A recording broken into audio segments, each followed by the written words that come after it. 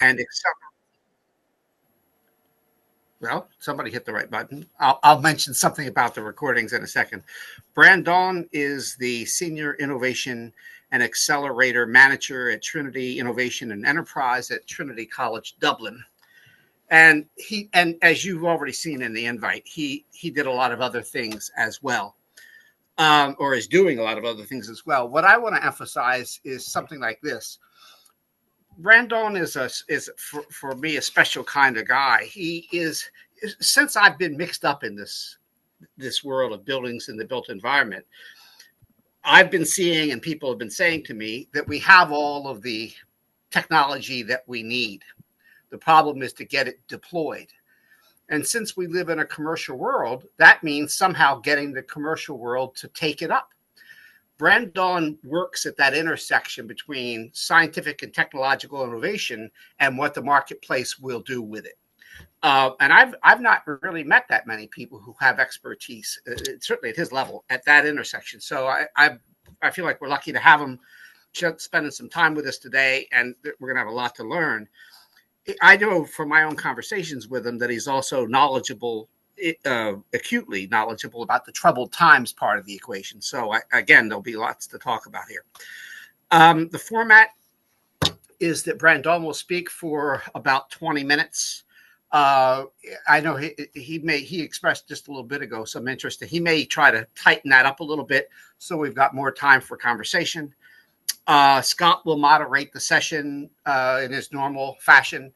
He will have questions. If we do, then he's likely to step back and let us take up the space. And we will stop exactly at the hour. So with that as a kind of brief introduction, and as you might have heard on your screen or from your computers, this session is being recorded, which has a couple of quick implications. One is that we regard this as sort of our recording session. And so it's a treat to have this many people on, probably be some more before we're done. But there's also, we're noticing a real steady flow of people watching the recordings on our website. So I just want to say thanks, spread the word. People are welcome to come in here, but they're also welcome to take advantage of the website and get to see what they didn't have time in their calendars to see during the day. But with that, I'm going to get out of the way and let Brandon take the camera. Thank you very much, Bob.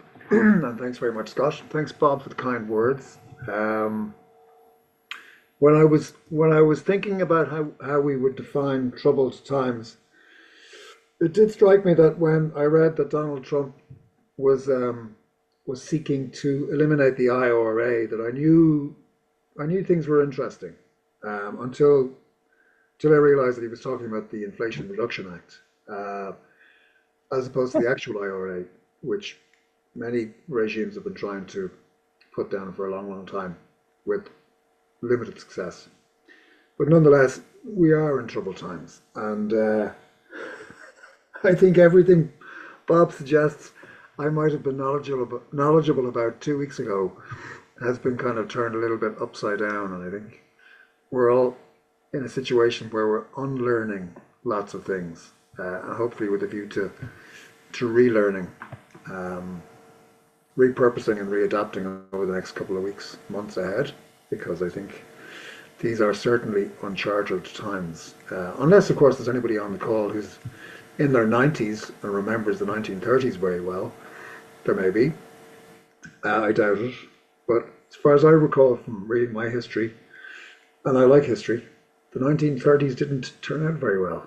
But listen, we won't dwell on the past too much, although part of the problem is that a very powerful individual is kind of looking at the past as their North Star and is dragging the rest of the globe with them.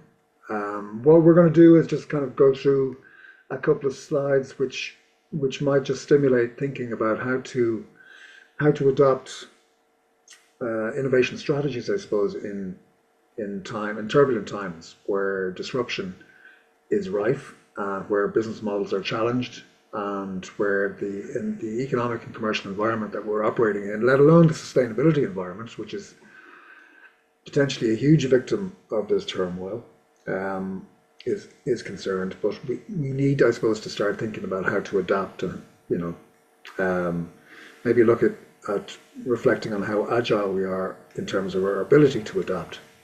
So let me just kick it off with a couple of slides here. I won't dwell on the slides too long. It's about 10 slides, so I'm not going to spend a huge amount of time on them. And I've got my own stopwatch to shut myself up as well, so Scott doesn't have to come in with his big stick.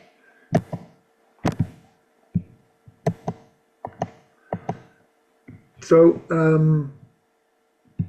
curiously, I came across a couple of different references to iterations from two different generations of US president. A reference, obviously, more immediately to the fact that Donald Trump's new tariffs are set to pummel the renewable energy industry, threatening to push prices up, disrupt supply chains, and undercut US ambitions to lead the artificial intelligence revolution, according to clean technology executives reported in an article in the Financial Times during the week. So that's one end of the spectrum. And curiously, when we look back, not quite as far back as the 30s, but to President John F. Kennedy, who is reported to have said that the word crisis in Chinese is composed of two characters, one representing danger and the other representing opportunity. So whilst the sentiment may be true, linguistically that might not be necessarily correct, but it's a cool catch-all phrase. But a crisis does present us with choices, and this is particularly true today. And in this instance, possibly some stakeholders are left with few choices, or at least fewer choices than they thought they might have. So how do we prioritize innovation? And is, the importance of prioritizing innovation could be considered the key to unlocking growth in this post-crisis environment. So let's just get the bad news over with first. We're probably sick and tired of being immersed in pretty grim breaking news over the last 10 days or so, but this is when we're talking about the kind of, let's call it the built environment in the broadest possible sense, and the sustainability agenda as well in parallel to that. This is just an example of how reliant the world has become, or at least how statistics or information like this can be distorted in favor of policy, extreme or otherwise, but policy as it's implemented. So this is a reflection on the minerals that are imported by countries from around the world from China, and that's largely because China accounts for, in the burgundy color here on the chart, virtually all of the import or the exporting and producing of these raw materials. And these raw materials are critical for the production of batteries, in metals refining, in wind energy, and hydrogen and solar energy as well. So what we're looking at are duties of between 10 to 50% on electrical components, battery storage and other equipment from China, from Southeast Asia, also from Europe. And this is considered to be a kind of a gut punch to an industry, the renewables industry, broadly speaking, but energy in particular, which is already reeling from Trump's embrace of the fossil fuel industry and his fairly limited appetite for clean energy. So what's ultimately happening downstream is the cost of these tariffs are prompting higher power bills. So higher power bills within the supply chain, higher power bills within the manufacturing process, and ultimately for consumers, higher power bills, and ultimately for consumers potentially limited choice in terms of their sources of energy and power. And this is all in the context of US electricity prices rising twice as fast as inflation in the last 20, this article was only, I think, or this chart was only produced about a week ago, so I suspect Bank of America is talking about the last 12 to 15 months, with several utilities requesting double-digit price increases from regulators to cover the rising costs of labor, materials, upgrades to the grid. So this is the situation as it was before tariff mania kicked off. And what this is doing in a very immediate way is impacting and disrupting the energy industry because it's completely upsetting business perspective. And the disruption means that business cannot plan. And a business that cannot plan is a business that cannot compete and operate profitably. This disruption or this uncertainty is another reason for companies to delay investments. And if companies are delaying investments, the knock-on effect within the financial services sector is that banks and investors themselves aren't investing the funds that they're borrowing. When they're borrowing in order to get a return on their investment. So the knock-on effect to uncertainty is that massive capital investment projects that are being delayed or postponed are backing up a financial services system that is already grossly indebted. So the private debt situation, particularly in the States, is quite scary already as things stand. In terms of supply chains in the US again, the renewable sectors isn't sufficiently mature. The solar, battery storage and wind sectors does not have a sufficiently matured supply chain to be able to service itself. So it's utterly reliant on importing components and materials from overseas. In the context of battery storage, more than 90% of lithium-ion energy storage cells deployed in the US storage market originated from China in 2024. And as Scott has corrected me on this, but when I was putting these slides together last night, the situation was that there were 82.4% duties on Chinese battery cells. The US storage system, or the US storage industry, as a consequence, will be paying considerably more for cells than elsewhere. And of course, the impact is that the knock-on effect is immediate. It's a supply chain issue, and manufacturers are going to have to either swallow this extra cost or pass those extra costs on. And what happens when that expense is incurred by the business is that investment strategies are affected because investment decisions are postponed. And finally, another example in terms of how solar is impacted. Although solar has been, or at least the manufacturing industry, the manufacturing output of solar in the States has increased in recent years, 95 million photovoltaic panels were still imported last year, and they were mostly supplied from the likes of Thailand, Malaysia, and Vietnam. And those countries have been hit by ludicrously high tariffs. So again, that aspect of the new green energy sector has been hit by massive disruption overnight. So you might remember this graphic, the idea of being net zero by 2030. Well, as much and all as it might have been a pipe dream a couple of years ago, it does seem to be just dissolving in the distance, doesn't it? So how do we get to net zero in 2030 within the kind of built environment and all the inputs within the built environment, considering that we have to build for 2 billion more people in that period of time, and considering that 68% of that global population will be urban-based. We have to think about innovation in a couple of different ways.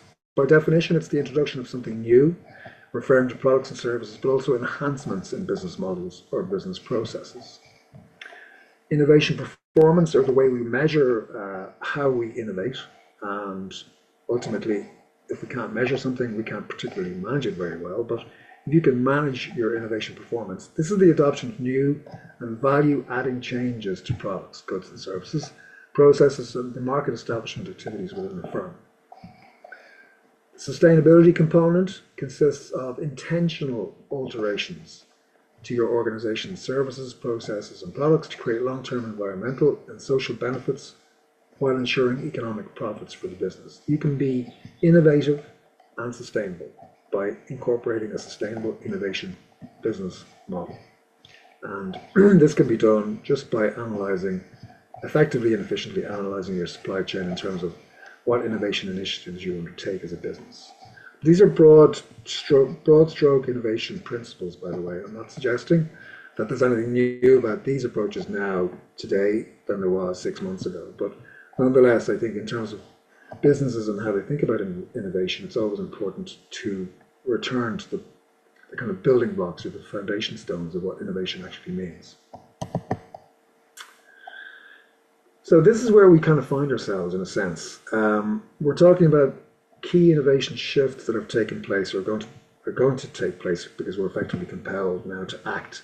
So what made a company successful historically, and when I say historically, I could actually just mean last week, may no longer be possible during or after a crisis. Customers may struggle to pay, channels may have radically shifted to accommodate new needs or work around new constraints.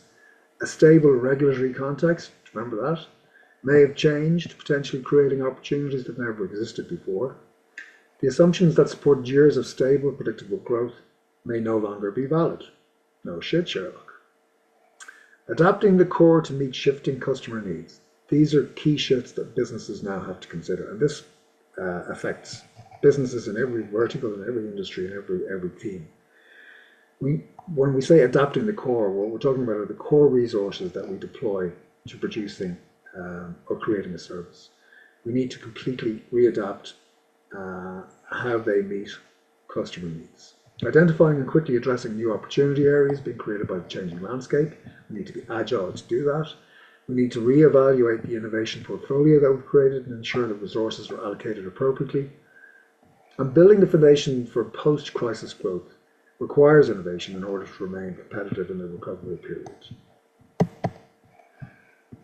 So just progressing from that idea, a couple of kind of catch-alls really in terms of how we actually apply this. The first little quadrant on the top left, uniting around a common purpose. A great example is the NASA team's attempt to put out the fire on Apollo 13 during its return flight to Earth. And that basically was an immediate need to come up with a solution to a compelling problem, to get that capsule back to Earth with the astronauts still alive. Failure is not an option was a line that NASA developed during that particular effort. So we're virtually thinking in terms of how MacGyver might solve the problem here. We're looking at retooling existing equipment, using existing resources, even doing it digitally or from a distance, but being able to solve a problem by thinking quick and thinking in an agile fashion. We'll move through these slides quickly. We're talking about just reassessing the resources that we have at our disposal, the way they're resourced, the way they're deployed at the moment, and potentially the way they should be redeployed in response to the kind of emerging crisis externally. We're thinking about things and analyzing things that we're doing in a much more objective way. We might bring in external help to do that, an external or fresh pair of eyes with consultants, but we're talking about giving ourselves a helicopter view and reassessing what we're doing right, or more importantly, what we're not doing right. Competitive advantages shift dynamically as business models adapt to new market realities, and the core capabilities that made an organization distinctive may suddenly be less differentiating. We're going to find that now in the next couple of weeks, where companies are looking at their supply chains and the cost of doing things where we were previously eking out a margin or very, very efficiently producing goods and services. We're now having to literally look at these, turn them upside down, turn them inside out to see where those margins and efficiencies can be procured, because we might not be selling into the same market anymore. We might be selling into a market that's far less demand elastic than the United States might have been. We're looking at repurposing the bureaucracy within a business. So how do we do things smarter? Deploying smarter strategies. There could be digitalization strategies. There could be, the adoption of AI. How do we do things that we're doing now that we're doing quite well, but how do we do them better? So how can we conflate this with the kind of a smarter digitalization process? And ultimately, what we're talking about in terms of innovation generally is always ideation, always decision making, always experimenting, but if we do fail, we fail fast. They're the key components and the key kind of shifts that an innovator needs to consider when faced with a crisis. I won't have a whole lot of time to go through this, but we can come back to it subsequently if we share the slides and you guys can look at this. But these essentials of innovation serve as an important guidepost for navigating a crisis. The most important one, I think, well, the two key ones here that I'll just focus on very quickly are discover. Discover meaning, have you differentiated actionable customer, business, market, and technology insights that translate into winning value propositions? This is really where you deploy things like AI in a smart way. So data curation, data management, how you produce data, how you refine data, purpose it, and repurpose it. This is the lens through which you will be making future business decisions. So that's probably an area where AI and the implementation of smart digitalization will be critical. And I think another key one is the mobilization piece. So if you've got numerous people working with you, you need to ensure, in order for innovation to be successful, that the people working with you are motivated and organized, and ultimately, hopefully, rewarded as well. Final one here then, in terms of the built environment, is this an opportunity potentially because of the disruption and the turmoil that we're seeing? If we looked at the built environment specifically in terms of it as a supply chain issue, or it as multiple components around utilities, smart technologies, IoT, all the plumbing and wiring that goes into it, building materials, etc., etc. But is this really an opportunity now for introduction of circular principles into our business model? If we're looking at supply chains that are becoming too expensive in terms of their components, or if we can't procure the type of elements or materials that we previously relied upon, is this an opportunity to kind of understand the loop and facilitate, promote the loop, and regulate the loop? So effectively to look at this economy, this built environment economy, as a circular economy. This potentially is the crisis that could stimulate genuine and substantive progress in the development of a circular business model for the built environment. I'll leave it at that. All right. Thank you very much, Brandon. I don't know if you want to continue sharing your slide, or if you stop, we might get more people on the screen. There we go. There you go. Thank you again. As I've said before, and as Bob mentioned, if any of you've got a question, raise your hand and you will get priority. Everybody always tells me that the audience's questions are much better than my own. So there you have it, the reality. I will start with one on the pace of innovation. And you and I spoke about this on the phone. I was under the impression that innovation is accelerating, that there's more and new things coming along, new technology building on the other ones. One, would you agree with that? Is that true? And then is the Trumptopia really going to slow that down, or is it simply shifting innovation to someplace else? Can you comment on those? Do you want me to answer that quickly? Will I give you my tuppence worth on that Yeah, quickly? tuppences are great. Well, we're going to be using tuppences again, I think, as well, because there'll probably be a major currency collapse soon as well. But Right. I think innovation doesn't necessarily have to be based upon technological process, or progress, I should say. I think that example of the Apollo 13 fire, where failure is not an option, is a great example of how innovation can take place using existing elements, but using them creatively and in a way that previously hadn't been considered, simply by turning an object around and going, oh, this object can do this as well. Never thought about that. Because we're basically reimagining a system or a matrix that was produced or created for one particular purpose. So we're devaluing individual components within that matrix because we're fitting them or pointing them in a particular direction.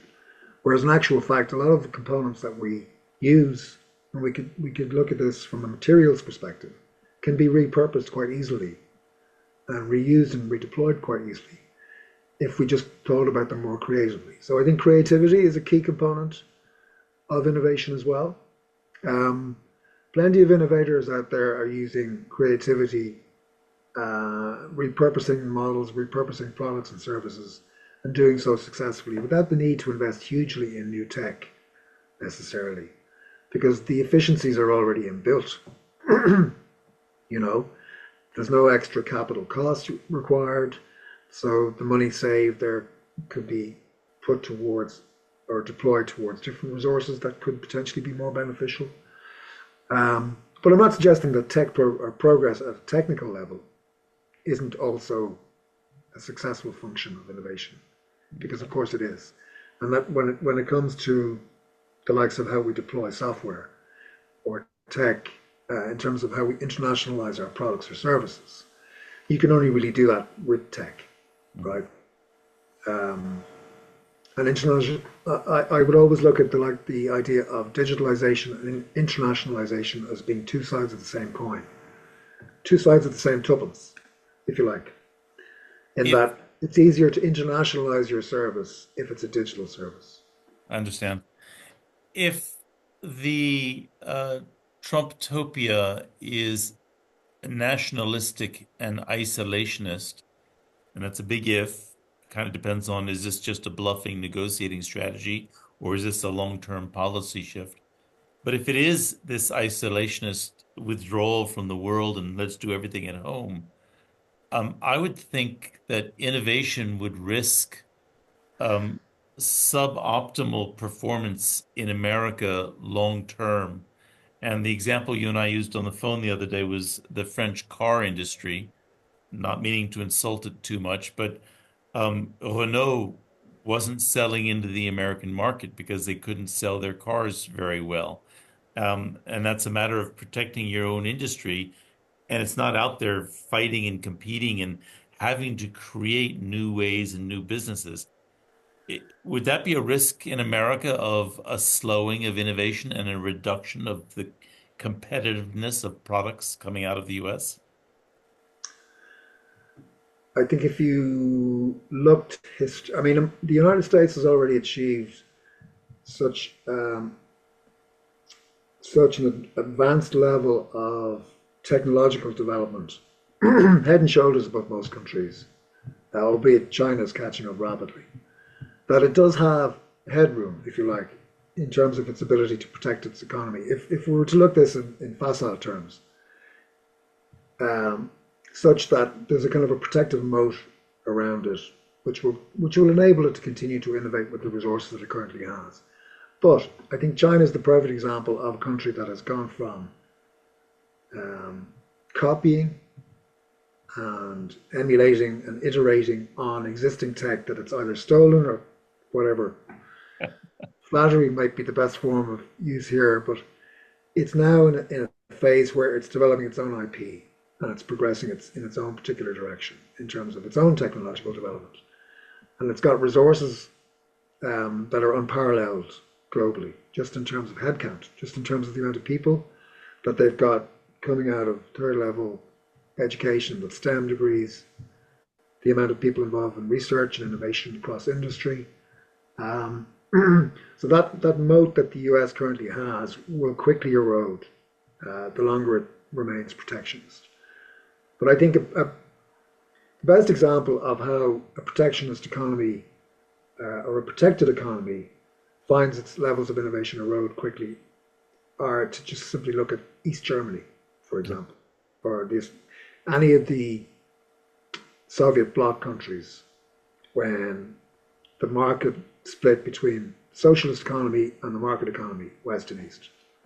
And if you were to analyze how those socialist economies struggled between the 50s and 60s with their new economy, if you like, which was very much based upon public support and public investment in keeping the population generally content, albeit with less, but nonetheless, work and innovation wasn't primarily the focus of the economies. It did become so because it had to, but the first 20 years of that protectionist economy and bubble was keeping the population under control and sweet and quiet. So I think something similar might happen in the United States when you find that um, computer science graduates across the states are sitting at sewing machines knitting sports tops in Chinese markets in 25 years' time. Not quite the future that they envisaged for themselves, but that's effectively where the kind of low pay, low quality produce market is going to bring them if we go back to the 19th century. All right, thank you. Bob did have his hand up. Bob, do you want to come in? And if you do, unmute. Okay, quick. I wanted to get out of Kay's way, but that's right. Um, Given the way things were 20 minutes ago, I think a lot of folks on this call and I know I thought of the pathways to change were something like educating people, regulations, advocacy, and some level of research. Maybe we've got most of what we need. It can always be better. Um, there was an assumption that a kind of a configuration of all of that would produce over time the level, something like the level of change that we needed, but with a little nervousness about that. You're describing a world in which there's a lot of nervousness about that. So the question would be, is there some way for the Building Action Coalition world, which consists of people who are involved in advocacy, education, research, and to some degree regulation, to some degree pushing on the regulators. Um, do they need to configure themselves differently? I mean, very concretely, should the people who are normally sort of carrying signs in the street be cozying up to the big corporations that have innovative technologies on a big scale in a way that they wouldn't have done not that long ago, but do it because they are now natural allies in a bar fight? And finding some way to drive markets, to drive somebody in a very turbulent situation to change rapidly in a way that they're not going to do otherwise. I think objectively looking at the variables in the and I'm talking specifically about the U.S. economy because it was a magnet for investment across green technology and the green economy in general, and that was hugely stimulated by Biden's Inflation Reduction Act in terms of the investment that was pumped into the innovation within the green sector. Um, my hope certainly was that before last November's election, that there was enough kind of consolidation of innovation and enough of that investment was taking root that it wouldn't matter what the political context was anymore at a certain point, because ultimately the market then would take care of what was happening on the ground. My concern is now that those kind of green shoots or saplings that were planted have been basically uprooted by the storm that we're experiencing, the turbulence that we're experiencing, so that the market actually didn't get enough of a foothold to be able to control the momentum within that new innovation space, right? So he's basically gone around destroying everything to do with the green economy, for whatever specious reasons and rationale he's got in his head. But nonetheless, you're left in a scenario where you've got uh, advocates at grassroots level in terms of any kind of advocate for the circular economy globally in the States, whereas they might have had a foot in the door or somebody who was listening to them who was a key policymaker a year ago, now suddenly is just kind of whistling in the wind. And then industry is in a situation where it's actually being intimidated by making strategic decisions, because if it steps too far in one direction, it's called out on social media by a bunch of nut jobs who have the ear of the president, and they call him up and go, the CEO of such and such a company just said something with the word diversity in the sentence. He should, so they should be alienated, or else the attack dogs on social media will go at them, and the customer base will be alienated.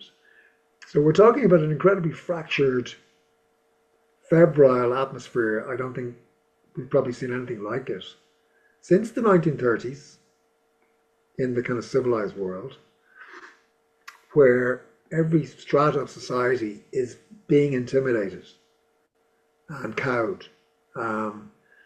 And like the words like innovation are becoming dirty words that dare not be uttered by people, right?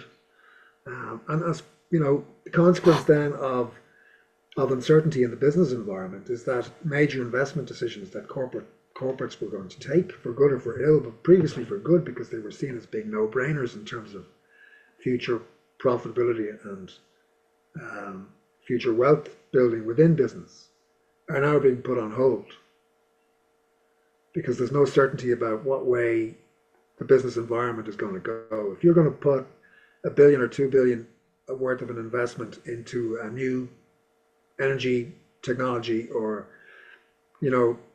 battery creation infrastructure, whatever it may be, you're going to think twice about it right now because of the environment that you're in. So it's debatable whether corporates, if the corporates and activists are close enough at this stage. I think the problem is there's still a huge wedge of intimidation between them, which is being forcefully kind of bellowed at by, you know, by X and all the kind of Yeah. antics going on there. So it's a tricky one.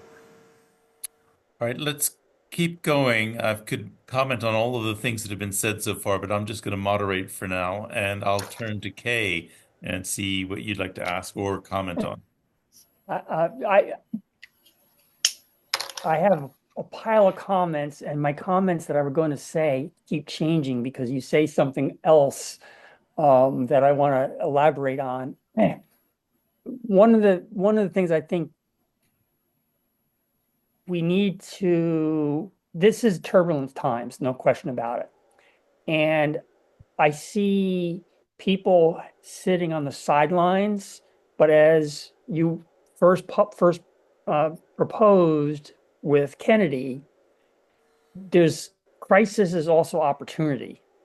So it's not so much, I think, it's a reimagining of how we do things that is important. And I think America is, and I think most of the Western world is very good at doing that. China's getting better at that, but still not there as you stated. But if we focus on the entire innovation cycle, not just technology, and I think you kind of said this, not just technology, but business models and regulation and all of these things, innovation is delivering product to consumers. It's not just technology. And I don't think those fundamentals are going to change. And I'll make an example with green. Green today is generally cheaper than the alternative.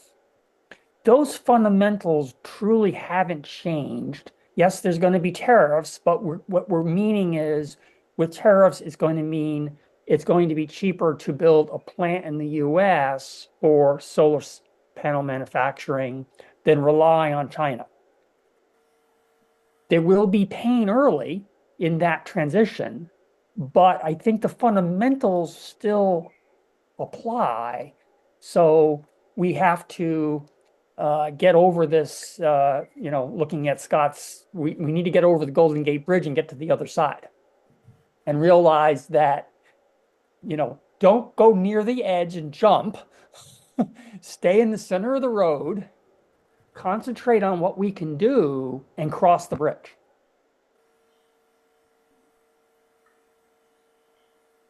Do you want to react to that, Brandon? Yeah, no, listen, that's perfectly true. I mean, ultimately, I think if you retain a steady enough course and kind of ignore the noise, because the reality is that the future economy is going to be green. There's no escaping it, right? So no matter what the climate deniers might say, that's where the actual money will go. It might be on pause right now, but it will go and it will continue to flow back into these sectors. But I was reading something interesting the other day about how messaging and communicating, or communications generally around green, is changing now. And language is being kind of repurposed.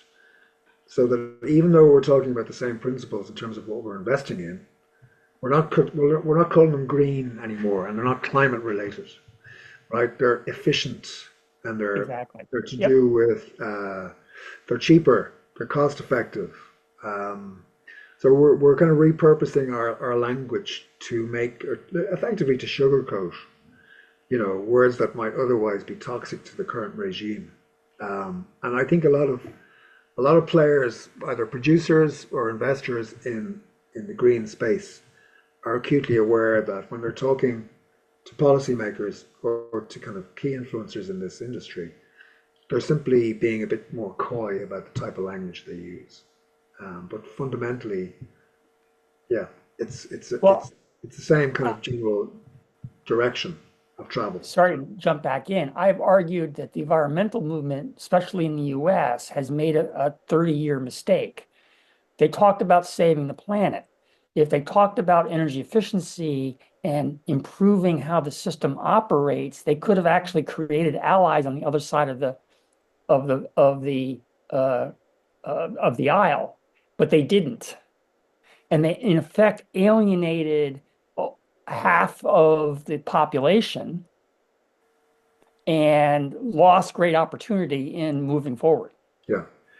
And the final thing I'd say on that, Kay, is that like China is the biggest innovator on the globe in terms of green technology, right? Its innovation in solar is unparalleled.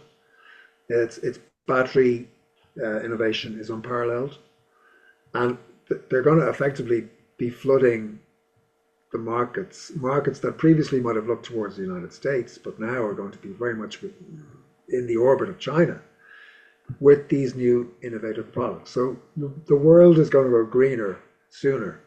And arguably, you could look at India, for example, as being a major customer of Chinese green tech and product, right? Which actually possibly will serve the world a little bit better because the US has been weaning itself off carbon, probably when we look at it, relatively quickly in the last 10, 15 years. But it was being expedited. Um, and a lot of the kind of targets in terms of carbon reduction were going to be reached by the US, but largely driven by the private capital, but also willingly by the Biden administration. So in effect, what we're looking at are the kind of the innovation taking place in China having a positive knock-on effect in new markets that now will ignore the States because the States won't be seen as their primary market anymore.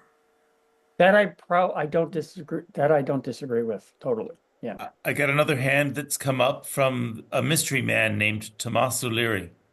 Yeah, apologies. And Brendan, my camera's not working, so I am sitting here very interested. And it's a pity technology is letting me down when we've a conversation on technology. I was about to make the exact point, Brendan, that you just made there. I think the rest of the world is just going to let America do what it wants to do, and shut its door on everybody else, and sort of go into a major decline. Now, I'm no economist, and I don't really know much about this, but to me, it's just what's going on is kind of ridiculous. Um, Now, at the same time, in Europe has just enacted a policy, as you know, called ZEB, which is zero emission buildings. So this is all happening at a beautiful time for Europe because basically from 2028, every public building in Europe has to be zero emissions. And from 2030, every other building has to be new buildings I'm talking about now. And there's a whole plan for retrofit as well. So we're actually going to need all those solar panels. Thanks very much that we're going to the States. And we'd be very happy to take them here in Europe. And so China will have an amazing market here in Europe because the new laws, Brendan, requires that. So currently, 20% of the energy of buildings needs to come from renewables, but ZEB requires 100%. Okay, so it's going to be a five-fold increase in demand for renewable technologies. So I'm like China and other major manufacturing countries will have loads of market for product, and I don't know when Trump leaves, does it all go back to normal or whatever? But you do, and again, I don't have the experience or the expertise to kind of comment much on that. Um, so I think it's interesting that America is shutting down while Europe is going to open up, and I think fill that vacuum. And just on a personal level, just two very quick anecdotes. Um, when the financial crash came in 2008, my own little business was going out of a business because basically there was no business around. and we had started our journey on Passive House prior to that. So we basically had innovated a few years prior, and it meant that we could basically expand into new markets. So innovation kept us alive essentially.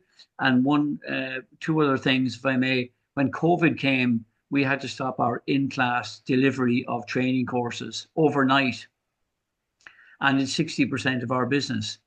So we basically had to pivot and set up two webinar studios. And back then, nobody had a clue about those, about acoustics and cameras. And now my camera's not working. It's kind of hilarious. But you get the point. And like within a month, we were back in business and actually had grown our output. And then one last thing, which was very funny today. So we're now using ChatGPT, AI to write scripts. I was filming today, and we were trying to come up with 20 kind of punchlines for a video. And honest to God, I would have spent days writing this in the past, and now I can just ask ChatGPT to give me some amazing content, and I can refine that. So, I'm just very excited about all the innovation, all the possibilities, and all the technology. And on the supply chain, I think what will happen is stuff will stop being diverted or stop being stored in America. And again, I'm no expert in this, Brendan. So, but basically, if there's tariffs going into the States, people will look to other markets. So I see this as America's loss and Europe's gain. Okay, that's it. Thank you very much, Brendan. Thanks, Moss. Fair play to you for, it's all a question of reinvention, isn't it? And being agile enough to reinvent and possibly having the kind of the vision to anticipate as well that things are going to change, and how you prepare for that change is important. I mean, without going into, I'm an economist by training back in the day, but without going into any of the kind of, semantics of economic history. I mean, one of the really salient stats about what's currently going on is that the US economy only accounts for about 7% of global manufacturing output. I mean, most of its wealth in the last 25, 30 years has evolved around services, digital services, and products like pharma, so high-end, high-value proposition goods. So it's kind of astonishing that the kind of philosophical drivers for this change at the moment are really rooted in the 19th century, where China is focused very much on the 21st plus century, and most intelligent people would probably follow suit. That's what I find extraordinary. Anyway, yeah. But let me come in with a combined question, because we're running up towards the end of the hour. The first part of it is you shared with me an opinion piece from Tom Friedman talking about China and the innovation, and you've already commented on that. But what struck me in that article was the idea that they're putting AI in everything. It's in your fridge, it's in your socks, it's in everything. I'm going to be grossly simplifying here, but at today's level, AI really is just a very efficient lookup function and an optimization tool. It's not really artificial intelligence. It does those things very well. But in the future, in a few short years, I think AI is going to be expected to ask, it comes up with the question and it develops the answer without finding it somewhere else. To me, that's a huge leap forward. It takes us towards Wall-E, the movie, if you've ever seen that movie, where humans are kind of just decorations on the chair. So that's one thing I'd like you to react to. And then in the same frame of mind, Bob's already said this, but I'll say it a different way. The Buildings Action Coalition, we're trying to move the needle. We're trying to advance things. What innovations come to your mind now that you think we should really be pushing? So that's the joint question for you to close with. I think AI is a little bit like a useful nomenclature the way digital used to be 20 years ago. You know, when people talked about digital, everything was going to be digital, etc., etc. What did that actually mean? Well, it meant effectively that everything we touch now is technology based, whereas maybe 30 years ago it wasn't. You know, there were little bits of technology from time to time, the microwave, maybe the video recorder or the DVD player. But so the digitalization of life generally is the kind of was a step change towards AI. And AI is simply a progression upon that digital transition. So that everything we do now that we consider to be so-called digital will effectively be driven by AI machine or AI learning. So we're looking at iterations of AI. The change and transformation within AI is transformative, and it's happening at a ridiculous pace. And it's happening as well, not quite in tandem with, but eventually it will happen in parallel with quantum computing. So quantum is the next stage in terms of processing power of how computers work and how chips work. So when we're combining quantum and AI, we're talking about revolutionizing the way everything is done at an operational level, at a commercial level, in terms of how we experience life. Everything from cars we drive, computers we use, you know, the decisions and choices we make and how we make them, the automation of processes that are still largely manual. All of those processes and activities will be utterly transformed within the next 25 years. And they will have positive, I think, generally positive impacts. But like most of these types of developments, when there's a degree of uncertainty or there's an unknown element about them, like the misuse of AI is the obvious example. There'll also be fear and anxiety with the deployment of technology tools that nobody's really sure how they work or what direction you take them in. So it's really, really important that there's a regulatory regime or environment to control the deployment of AI. So one of my concerns would be that AI is outstripping our preparedness or our appetite to regulate how it's used. And we're seeing that already again, unfortunately, currently, where the so-called guardrails, the regulatory guardrails, are being trashed and torn asunder, so that, you know, anybody with the name Musk can pretty much, with endless resources, do what they like. Yeah. With AI, right? He can even buy his other company X for $44 billion. How he arrived at that $44 billion valuation is a bit of a mystery, not unlike how the tariff regime number was arrived at, possibly by the same algorithm, certainly by ChatGPT. But no venture capitalist or private equity investor would look at that acquisition of X by A, whatever he calls it, XAI or whatever it's called. Right? That was simply a guy with deep pockets who can do what he likes, and he is in control of an immense suite and array of AI technology. And if they get into the wrong hands, who knows what might happen. So regulation is critical, and it's critical that evolves at speed and at pace as well. But you know, we're talking, you know, in terms of how China deploys AI,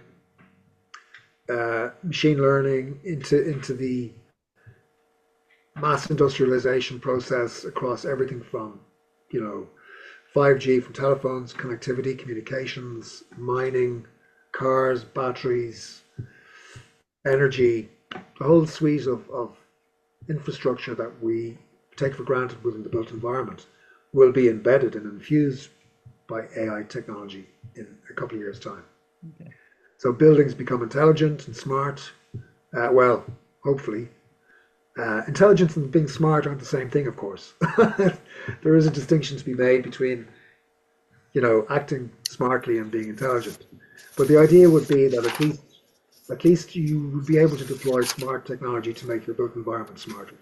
And that hopefully will benefit us in terms of energy efficiency, sustainable energy deployment, being able to switch the grid into renewables, and leverage as much battery innovation as we can to preserve energy, to retain energy, to redeploy energy at the right times, but to do this at scale across not just one building, but urban landscapes where most of the world will be living in Yep.